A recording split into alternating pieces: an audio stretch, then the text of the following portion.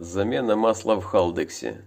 Сам процесс показывать не буду, там уже целые сериалы сняты. Обращу внимание, как вытянуть пробку. Саморез 25×5 с резьбой как для дерева. Комплект по Мецгару. Есть все. Пробка, фильтр, крышка.